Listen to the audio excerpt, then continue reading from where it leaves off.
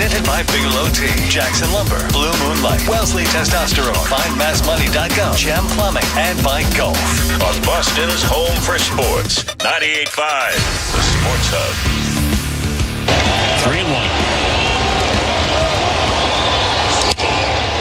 Ground ball at third. Vasquez will gun to get him. And your final score tonight here at Fenway, Baltimore is 6 and the Red Sox 3. The Sox with only 6 hits, bit of a flurry in the ninth, but kind of a dud tonight in game number 1. Rogers was as good as advertised for Baltimore. You have to tip your cap to him. Yeah, he was good. Dustin May was good as well. 6 innings, 2 runs. But, these 4 runs late, 7 through 9, and this Sox bullpen, was the difference. You want to kind of keep it right where it is. Hand the ball to Walker Buehler tomorrow, try to get the split and move on to New York. Another night, another loss for the Red Sox. Here, Lou Merloni say there, the bullpen blew up late, as happened a lot in the last few days. So if you want to revisit the trading deadline, we can certainly do that. Red Sox did not fortify their bullpen, and as a result, they're paying for it now. 617-779-0985 here on the Baseball Hour. Normally, on Tuesdays, we have what I would call a relatively normal show. We do trivia late, and we give away a golf gas card. We are going to put that off until tomorrow night because we have a scheduling change. Jared Carrabis in studio, live with us tonight for the full hour. So if you want to talk to Jared, now is your chance to do it. Again, 617-779-0985. Jared, how are you? Tony, I'm great. I could be better. I know you said that they lost another game. Let's not get too carried away here. They could win tonight, split this series, and go into the Bronx, and that's an easy 4 wins. Okay, so of course, Jared. Yep, that's right. You go in thinking you're just going to run the Yankees right off the field. They don't belong on the same field as you. That's right. So let me begin here. Okay, because early in the season, there is something that fans say routinely that goes right up my ass. And now we're at a time of year where I sometimes hear people mention it again. Yeah, we got plenty of time. 36 games to go. I don't think that's plenty of time. So in April and May, what I hear ad nauseum from fans, from people who want to believe in the Red Sox, even from people in and around baseball who are just conditioned to saying that it's a marathon, not a sprint, yada, yada, yada. Season starts. Some people will say September 1st. Jared, I always used to operate with the idea that the season, if you believed in that sort of nothing begins until post-trading deadline, the season began August 15th. Okay? That if you believe in that. I believe they all count. Mm-hmm. I'm just telling you that for those people, I would tell you August 15th and on is the stretch run. It's not September 1st. It's August 15th. The trading deadline happens at the end of July. Teams need roughly 2 weeks to I say need, but I give them usually 2 weeks to integrate the new players, figure out how guys are going to fit the roster, put it all together, get acclimated to the new players, rearrange the pitching staff, bring up guys from the minor leagues, whatever. But from August 15th on, it's a sprint. So don't tell me now that last night's loss doesn't mean anything or that Sunday's loss doesn't mean anything. These games all matter. You are in a pennant race. There are 36 games to go. The Red Sox have been infinitely better at home than they have been on the road. Playing at Fenway Park in the postseason, if the Red Sox get there, is extremely valuable. They are 41-24 at home. They're 17 over at home. They're 7 under on the road. Playing the games here will matter. And the only way you get that is to finish in the top wildcard spot at a minimum. Either that or win the division. Finishing second or third in the wildcard spot or wildcard race does you no good. You have to open on the road. And when I say open on the road, you play. See, Red Sox fans are still unfamiliar with this because it's never happened to them before. Up until now, the Red Sox have either played in the wild card round or played a one-game playoff at home. They have never played a division series in which they've had to play the entire thing on the road.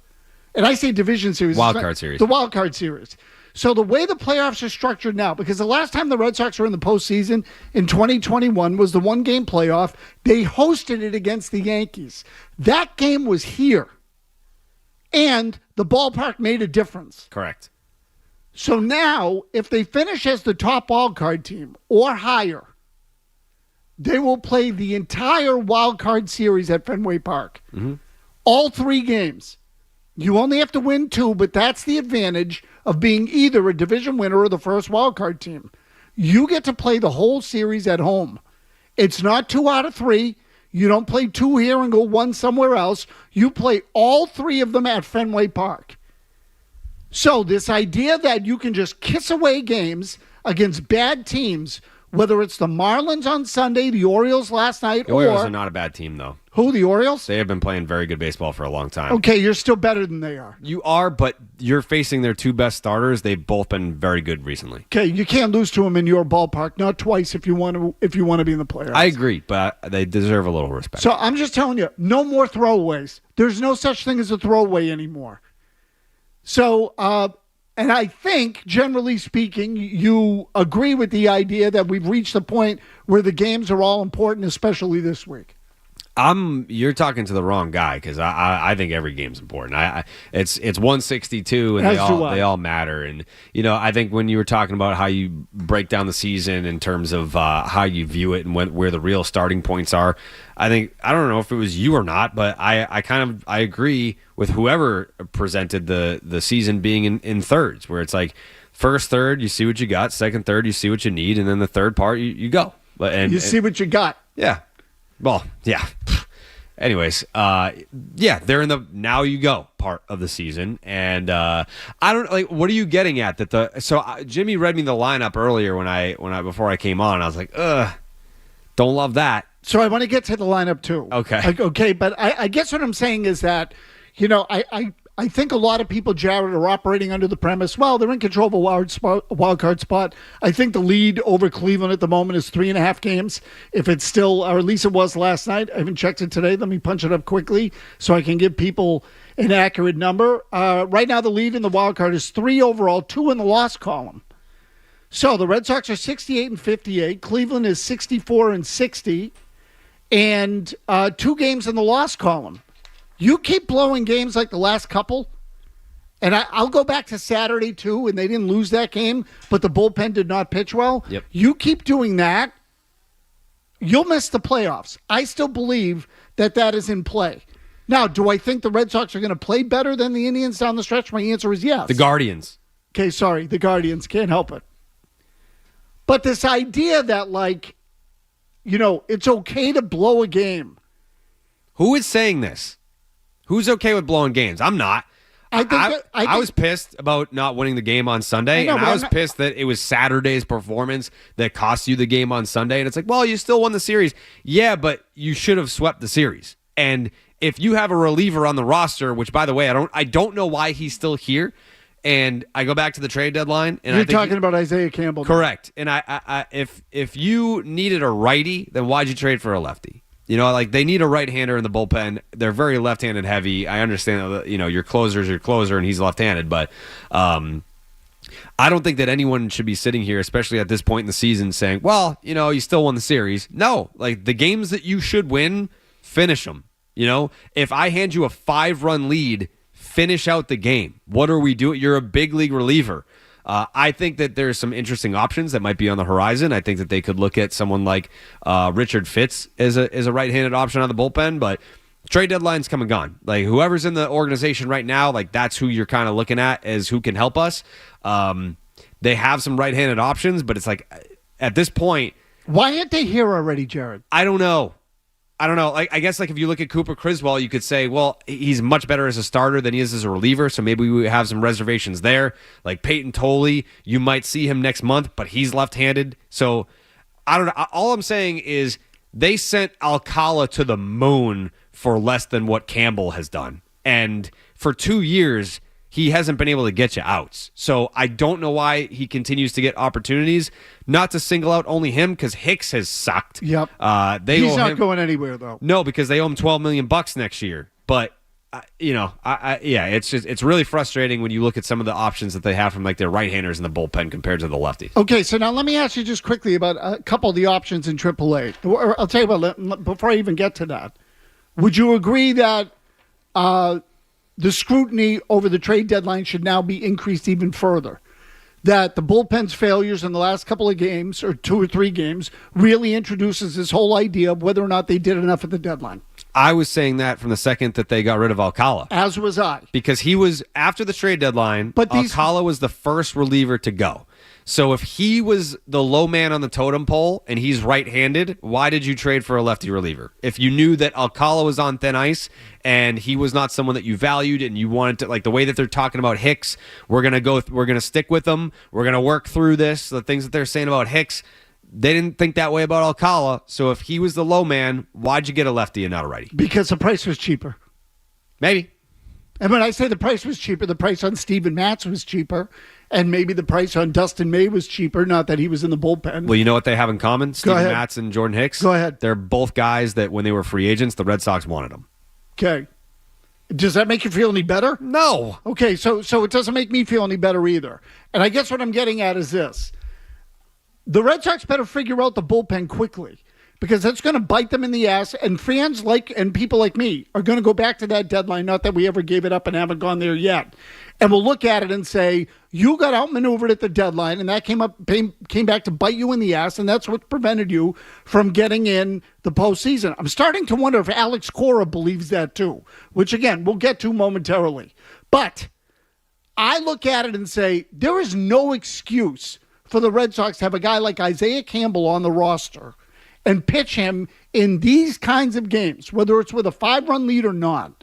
He should not be on the mounds in these kinds of games when, and this is the guy I want to ask you about, for the last couple of months, several weeks, I have heard about David Sandlin in AAA and how he's going to come up and help the Red Sox down the stretch, and he's throwing 100 miles an hour. They acquired him from Kansas City, I think, in the Benintendi deal a few years back. Am I right? I don't know if it was the Benintendi deal. But okay, but in any case, yeah. Sandlin was brought here from another organization, high-powered fastball. He's going to help them. Why isn't he here yet?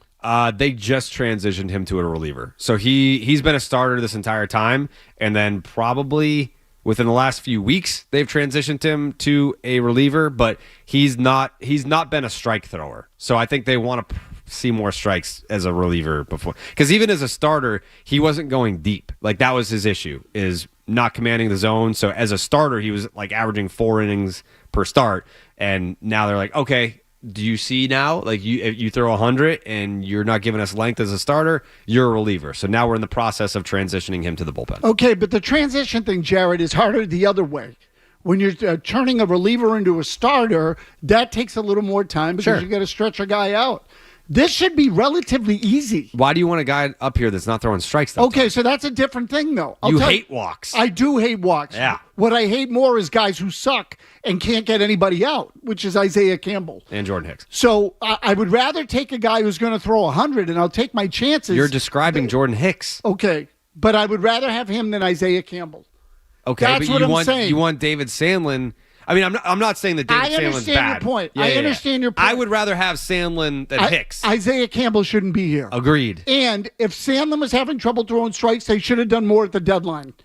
This team needed more help than they have, and you know what? I'm starting to believe that Alex Cora believes that. And that Alex Cora, after the last few games, is starting to get frustrated again. He dropped his famous line. Yes, he did. Last night. He gave us the roster as the roster. He did, and we're going to play it for you, Jared, when we come back. And just a reminder, because I didn't. Jared again changed his schedule, so I didn't have the copy in my hands. That was my fault, Tony. I take blame and responsibility for it. I wasn't even going to say anything about it, Jimmy, but I appreciate you taking the bullet. Jared Carrabis is presented by Blue Moon Light, a light and refreshing citrus wheat beer with only 95 calories. Brewed with real tangerine peel for a subtle sweetness and a smooth finish. Enjoy a smooth finish just like Jared. That's right. Enjoy Blue Moon Light today. We'll be right back with your phone calls. The comment that Jared's talking about from Alex Cora, and we'll get into that lineup too because it is a little curious. The Baseball Hour with Tony Mass. Hey, it's Mass for Bigelow T.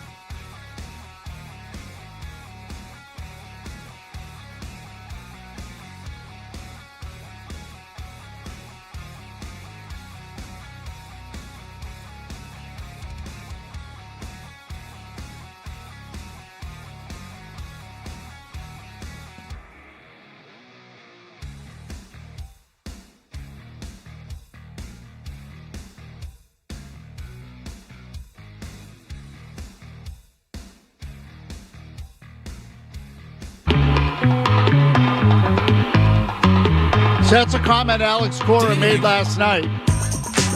We're going to play it again because it's short, but it's important. This is who we are. This is the roster that we have, and that's our job. Keep grinding with them. We're not going to give up. Jimmy, do we have a version of that has the question in it? Because it wasn't the question about the bullpen and the Isaiah Campbell and the roster and all that. Yeah, stand by. Okay, so because again, this is really, and to me, this is an important part of it. The context of the question is important because I think the last few days, I just did the math a little while ago, Jared. In the last 3 games, and they're not all losses, okay? The Red Sox won the game on Saturday, but it was costly because they had to go to Chapman when they really shouldn't have needed him in that game. He then wasn't available on Sunday, and they lost that one. They blew that game late. Can I ask you a question? Yeah, and that was a Garrett Crochet game on Sunday, but go ahead. Okay, so there were people that were coming at me for not going after Cora for that. Yep. And in your line of work, your experience covering the team on the beat, would you say that if they don't go to Chapman, that's because there was a conversation that took place before the game between the player and the manager where either they have a program in place or they ask the reliever and say, hey, can you go today? And if he says no, then the manager has to take the bullet for that. Like, I didn't believe that Cora was just like, I'm telling you that you're down today. Because he only got 1 out. I think he threw whatever many pitches, but 3 pitches. 3 pitches, but it's like however many warming up or whatever. How many times have you, in your line of work, have you seen a manager go to a reliever and have that conversation where the reliever just says, like, I'm down today? I would say, look, there are occasions where the player will say to the manager, or there used to be, where he would say, look, I could use a day. And it would have been 3 days straight. Okay, but right. So this is what I was going to ask you. Has he pitched 3 days in a row any other time this year? Yes, it was, I believe, in June. Okay. Yeah, but he typically doesn't do that. Most people don't. He doesn't, It doesn't happen anymore. Right. Not with any sort of regularity. Sure. And so most times you go back-to-back, they're not going to use you on the third day.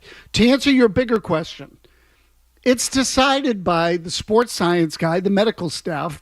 First of all, they evaluate these guys constantly now. They know not just what the velocity is, but they also know what the strength of the arm is relative to what it was a month ago or a week ago or 3 weeks ago or 3 months ago. Or what the body's recovery is. Absolutely. Like they've got these like Fitbits on and they know what their recovery looks like. They know all of it. He's 37 and he's a max effort pitcher. Correct. He throws 102 and he's 37. Sunday was not Alex Cora's fault. No. Had nothing to do with it. Sunday was, I would say, Isaiah Campbell's fault, but it's really not his fault either. It's the fact that you had no other options. Well, he sucks. Okay? He does suck, but the point is he shouldn't even be on the roster. Agreed. That's on Breslow. Yes. Like you've got to have a better option than that when you are in a playoff race, which is where you are. So again, just the last 3 games, the bullpen has pitched 7 2/3 innings, given up 13 hits and 11 runs. That's a 12.91 ERA. They've given up 2 homers. And they only have 7 strikeouts. So 7 strikeouts and 7 2/3 is not horrible, but with the way bullpens are now, that number should be like 11. Okay, that's got to be higher.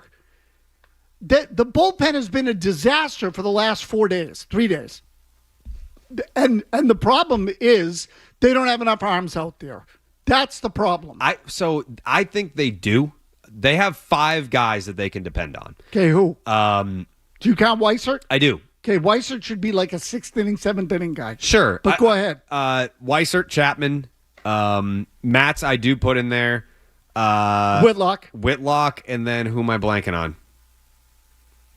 There's one other guy. To me, that's just about it. There's one more that, like, statistically has been good. I'm just blanking on it. Okay, so again, now you get Slayton back, and he's 100%. You can sell me on Slayton. Yep. I'm not sure he's going to be 100%, but it's another reason why they needed help at the deadline. They didn't get enough guys. They don't have enough. You're going to need 4 or 5 deep in the playoffs.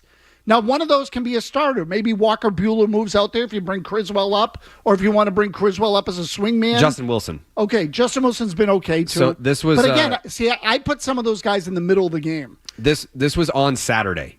I tweeted this out before Weissert and Matz gave it up, but this was prior to those outings. Chapman, Weissert, Whitlock, Wilson, and Matz 197 in the third innings, a 2.28 ERA, a 106 WHIP, and a 9.90 strikeouts per nine. So those are your 5 guys where it's like that's good numbers. Okay, so let me ask you this: 1-run game. You have to pitch the 7th, 8th, and 9th. Mm-hmm. Whitlock and Chapman are given. Yep. Who do you use the other one? I still believe in Weissert. Okay, yeah. I don't. I mean, I do, but I think he got to a point where he was being overused, and when he gets gassed, you don't see it in the velocity, you see it in the location. He just misses. And that's from like talking to guys over there. Be like, when he gets gassed, it's not you're still going to see the same velocity. But if he misses a spot, that's what happens on Saturdays. You give up the homer. So I still trust him, but if he's gassed, he's gassed. So I would tell you, Jared, that thing that you're talking about is what happens most often when a guy is tired. Yeah. So I think one of the most overrated things in baseball is, oh, look at this guy. He's still throwing 98 in the 8th inning, and he's throwing 100 pitches.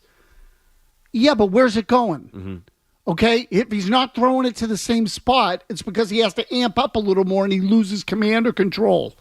The velocity will be there. The radar gun readings don't impress me. It's whether or not you can throw that number as later in the game in the same spot that you were throwing it earlier. To me, that the fatigue shows up in location. That's where it shows up. Dean in Shrewsbury. Go ahead, Dean. So I believe Justin Slayton should be the setup man. I'm wondering where you guys think he should be. I don't think he should do this lefty-righty closer thing with Chapman they were doing earlier in the year. P.S. I want to dispel the emailers in Felger and Maz notion that all the callers are a bunch of cellar dwellers. I've earned the right to live upstairs at my parents' house. Very good, Dean. Excellent. That I'm happy to hear. And I'll tell you what, let's just bring Sean in too. Sean in Salem on the Red Sox pitching edge. Sean. I second all that from Dean, by the way. But usually this is the week that Cora starts pointing fingers. You look, each of the last 2 years on August 21st, they were 7 games over 500. Then they won just 3 of 11 games to close the month with a bunch of blown saves. And it seems like this year Breslow's okay with rolling the dice for the rest of the month with these bums in the bullpen and wait till September 1st to bring up Fitz and Criswell. It's a dumb idea that could snowball into another lost season. I don't know, why are they not up here? So, Sean, look again, and we already touched on Slayton. Slayton, to me, if he's 100%, Cora has clearly shown a confidence in him to pitch him late in That's games. the guy. Okay, so he's an important guy. But again, given his status, they should have done more at the deadline. So Cora saying what he said, Jared. And Jimmy Stewart, do we have the longer cut now? Yep.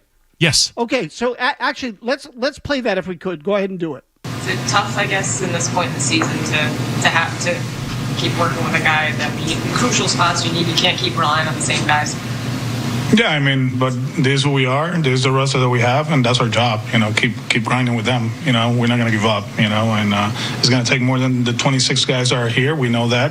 There's people, on the roster or off the roster that probably they're going to contribute. But right now, we're doing everything possible to help them out, all of them. So again, the roster is the roster. Yeah. How do you read that? Do you read it as you read it in the past?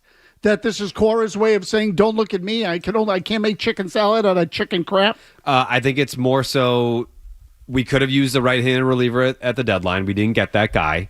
I don't think it's necessarily pointing fingers at Breslow because he was in the room, so he knows the effort that I think the Red Sox put in to try it. It's not like they were like, oh, we needed right-handed relievers? Duh. Like, it's not. He should have an understanding of the efforts that were made on the day of the deadline. But I think he's probably saying that to the fan base. Hey, like, be patient here because I can't use my high-leverage relievers every night. And I know that you think that when you're sitting on the couch. Why don't you just put Chapman in? Because we can't. We just used him for the last 2 games. That's the part of the game that I think if you're a fan at home watching baseball, you're watching the Red Sox, I think what we there's a disconnect. Well, we as baseball personalities, talking heads, I watch every game. I'm assuming you watch every game. The average fan is not watching every game, so they don't have the context of Chapman pitched the last 2 games. You're just watching. It's a nice Sunday. You're hoping for a sweep. You're sitting on the couch, and it's like, Well, why didn't you put Chapman in? You're lacking the context that a 162 person is aware of. Totally. So I think that's probably I take it as less of a shot to Breslow and more just like, work with me here. Like, do you see what I have to work with? We've got 5 guys, like I pointed out, that we can trust. But those other three, Campbell being one of the 3, and they just sent down, what's his name, Moran or something like that? Yeah. They sent him down today. Thank God they're bringing back Bernardino, because he probably would fit into that group and make it a group of 6 of relievers that I'm comfortable with. But that group with Hicks, he's like, I can't just not use those guys. Like, they have to pitch. I'm stuck with, these arms. They have to come into games. It's not my fault if they can't hold a 5-run lead. You're a big league reliever. How are you not able to do that? So that's how I took it is, hey, guys, the roster is the roster. We have low-leverage arms. I would imagine that most low-leverage arms should be good with a 5-run lead. Yeah, so look, at the end of the day, it's Campbell's inability to do that. In my opinion, Campbell shouldn't be on the roster. I think it slipped out. I think Cora has gone out of his way to make sure he doesn't say anything. He's programmed to just drop the roster. I just think it slipped out. Yeah. And whether he meant it as an angry shot at Breslow, or it's just I think it's reflective of how he feels. The bullpen has sucked 3 days in a row. Yeah. The performance on Saturday required him to use his closer, which irritated him. Then he lost the game on Sunday as a result of that. And then last night they let the game open up. They scored a couple of runs late that were meaningless as a result. They lost another one. And these are teams that Cora knows they can beat. Yeah. So I think he got frustrated, and he was frustrated about the state of affairs, and it came out that way. So do I think he's pissed at Breslow right now? I don't know. Probably not. Do I think he's frustrated that he doesn't have more relievers? Yes, I do. I think he's pissed that the guys that he has can't do their jobs.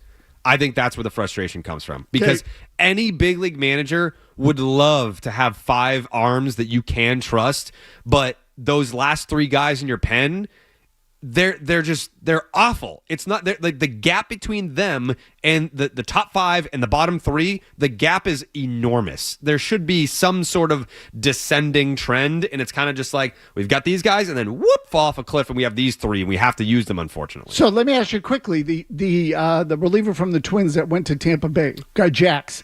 Yeah. Okay. It's Grady, right? I forget. Okay. Griffin Jax. Griffin Jax. Yeah. Okay, so couldn't the Red Sox have made that deal? They tried to put him in the trade with Joe Ryan. Okay, but shouldn't they have been able to make it separately? Because Jax got moved. I think you would have had an awkward situation there with people being like, wait, so you traded for him, but you couldn't get Joe Ryan? Like that and was also Bradley, one of the best prospects on the Rays, went in that deal, I believe. Wasn't it? Well, they Taj optioned Bradley? him, yeah. Okay. Yeah. Are you giving up Peyton Tolley for Griffin Jax? No, it wouldn't have taken Peyton Tolley. I don't think they would have had to go that far to get Griffin Jax. All I'm saying is Griffin Jax would have made a difference in this game. They tried.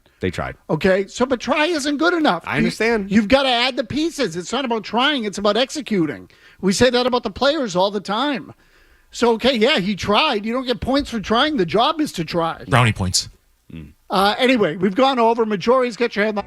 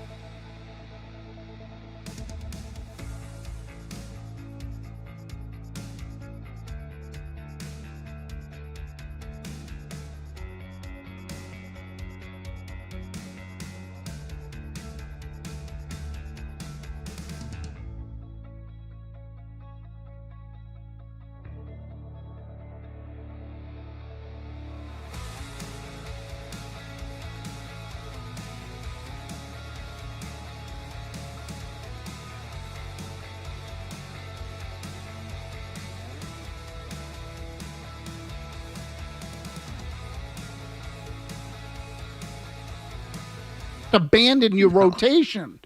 But when I say every game counts, your starters stay in their sequence, but your relievers and starting players should be. And I'm not telling you even you have to throw relievers 3 days in a row. I'm just telling you the games matter. Sure, and not to completely crap all over Bob's call here, but, talking about the bunting thing, David Hamilton's down in Worcester because, he couldn't get a bunt down. Like, if you can't play 3 good defense, times. Yeah, you're not hitting, you're not playing good defense, and you're asked to bunt a guy over, and you're trying to bunt for a hit, then, all right, smell you later.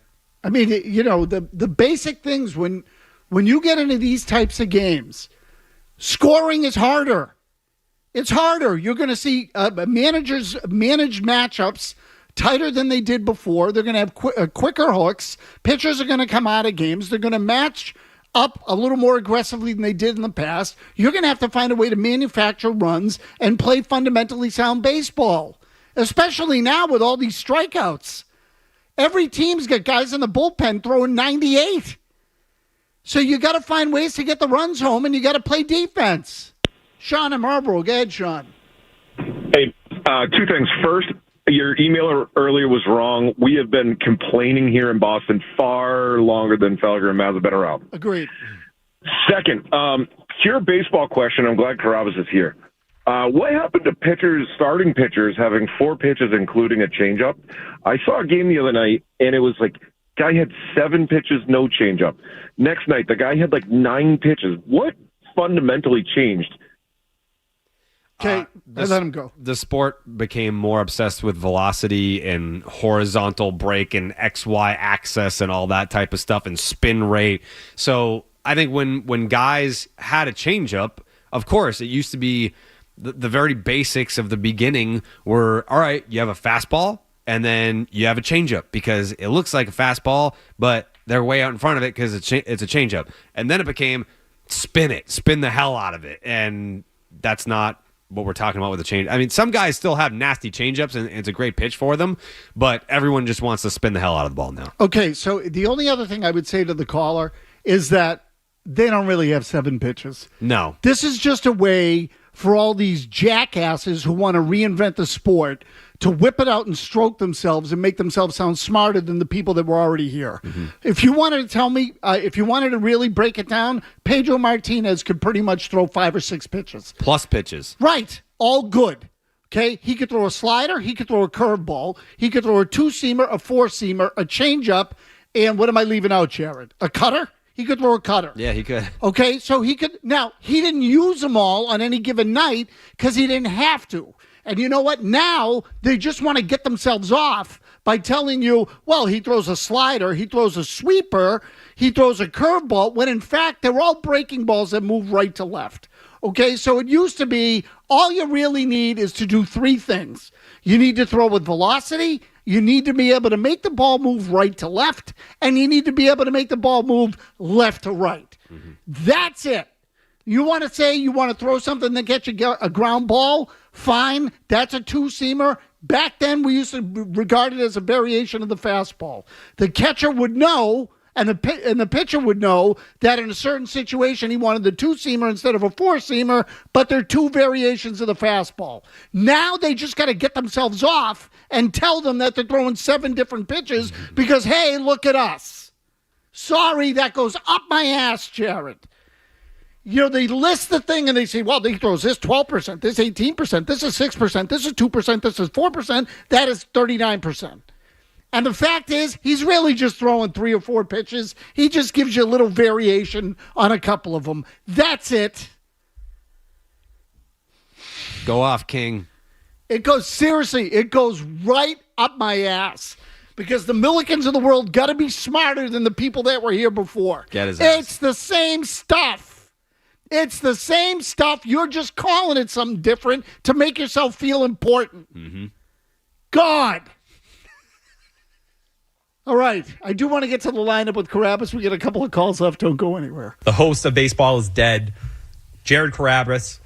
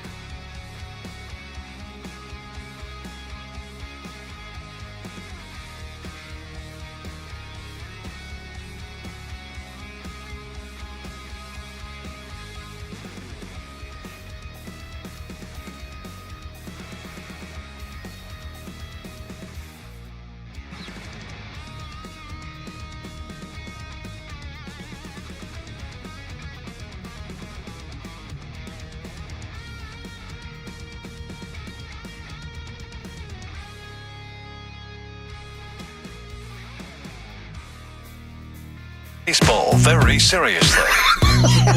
The Baseball Hour with Tony Maz on the Sports Hub. Hi, you talk about Whitlock. Whitlock can go multiple innings. Now, in close games down the stretch, Whitlock should pitch the 7th and 8th inning to get to the closer. Okay, so look, it's a good point. I don't necessarily disagree with you, George. My question with Whitlock, I guess, would be, how does that affect his availability the next day? Correct. That's why I disagree. I don't want him pitching multiple innings anymore. And I would also, I don't know how you would get the data on this, but I would love to see his first inning ERA compared to that second inning. Like how much more effective is he in that second inning? Because it's usually, it's not like he blows up, but it's a little bit more of a struggle in that second inning. Okay, so you've noticed some sort of grind. Yeah, I would rather have him be a one-inning guy. Okay, so again, and this comes back to depth in your bullpen. If you have enough guys, you can pitch. You're better off with more good guys. Whitlock can then pitch 2 days in a row and give you an inning each day, as opposed to 2 on one day and then only being able to do it one other time. Mm-hmm. So, it's 3 or 4 appearances a week instead of 2 or 3. Right? You pick up an extra appearance or 2. And you're probably going to be playing more close games in these last 36 or whatever. Absolutely. Absolutely. So now, again, when you get into the playoffs, if you're going to have an off day, could you use Whitlock for 2 because you might not need him for 2 days? Maybe. Cora will be more aggressive when you get into the postseason. There are more off days. The games are more important. But right now, they need reliable relievers. And this is where I think they effed up at the deadline. Quickly before I let you go, and I asked you this off the air, and I know you don't have an answer, but I think it's an important thing to ask because I want the listeners to hear it. Why is Nathaniel Lowe the DH tonight and not the first baseman? So Toro has been struggling. Nathaniel Lowe is a better first baseman than Toro is, and yet Toro's at first base and Lowe's the DH. Why is that? I mean, the fact that Toro wasn't the corresponding move for Lowe was also kind of like, okay, like Toro fights to see another day. I think it's just you had this cluster bleep in the outfield where you're just rotating guys instead of having set guys for each position, and now I think we're just going to be seeing that in the infield. But to your question, I don't know why the Gold Glove first baseman isn't at first base. Yeah, I guess because you're not going to DH Abraham Toro either. Like, he's not worthy of being a DH either. I don't know. It's beats me, Tony. Yeah, I just say, and again, I said, Jared, I sort of put you on the spot there, but I said I know you don't have the answer to it. I just think it's a curious thing. He's a better defensive player. Mm-hmm. You acquired him to replace Toro. Why does Toro have to be in the lineup tonight? You see, so I know it feels like he wants more lefties in there. You could say, well, he wants the lefty in there. The left-right splits on this guy for the Orioles tonight are not pronounced. Sure. I mean, they're about 80 points difference, but the OPS is still over 700 by right-handed batters. So you could have had Raphael as defense in center field. Yoshida is the DH, Toro out of the lineup, and he chose this. Now, clearly, he wanted to give Raphael the day off, but there were other ways you could have gone, too. You could have put Lowe at first base. I'm surprised Cora would sacrifice the defense. That's what I'm getting at. Cora, to me, is a traditional baseball guy. I didn't think he would sacrifice defense, and yet he did it tonight at 2 spots. One was with Rafaela, and one is at first base. So, to me, I don't, if that ends up biting him in the ass tonight, he deserves it. He's getting what he deserves. He's getting what he asked for. Thank you, as always. Thank you, Tony. You obviously have some sort of commitment tomorrow? The old-time baseball game at St. Peter's Field in Cambridge. Steve Buckley puts it on every single year. Weather permitting, I will be facing Brock Holt, who's pitching. Really? Yep. Probably going to put one into the trees off of him. But, yeah, come on down. Come check it out. Okay, so tell Buckley, by the way, I'm still waiting for my invitation. You want to play? Yeah. I bet he would love that. It's a wooden bat game? Yeah. I mean, at this stage of my life, I should not be asked to hit with a wooden bat. Well, Maz, I think you could hit, but then we'd have to get you a runner from the batter's box because I don't want you to blow out your other Achilles. No, so that's true. Yeah, and I'm not sure I could get a hit, but I'm sure I could make contact. I hit pretty good in that game. Well, you're a lot younger than me. Well, I'm like the best athlete probably in media. This is fact. Yeah, I used to be. yeah, I believe it. I want to see it. Did you play in the media game at Fenway Park? They don't let me. Then you've I've never been played asked. in it? Nope, never been asked. Oh, that's bad. Never been asked. Do you know I once threw an 8 Because they inning? fear him. Do you know I once threw an 8-inning complete game and beat the New Yorkers? That's crazy. Oh yeah, no, I went to What distance. year? Oh God, I'd have to think about it. But I did. I went 8 innings and I couldn't walk for a week. At Fenway or Yankee Stadium? No, it was at Fenway. Okay. Yep. Yeah, I've never been asked. I dominated. I went to full leg. Carl Bean came out of the dugout when I got into a little jam in the last inning, and I told him, Carl, God bless his soul. Carl was a good guy. And I said, Carl, if you pull me out of this game, I'm going to freaking kill you. So turn your ass around and get back in the dugout where you belong. You gave him the Mike Mussina. I did. I pretty much gave him the Mussina. Yeah. And I got the final couple outs of the game, and I won it. There you go. There you go. I probably threw about 140 pitches. I'm not kidding. It was unbelievable. The old El Tiante. Oh, my God. I couldn't walk for a week. You have no idea. My arm was killing me. Anyway, majority.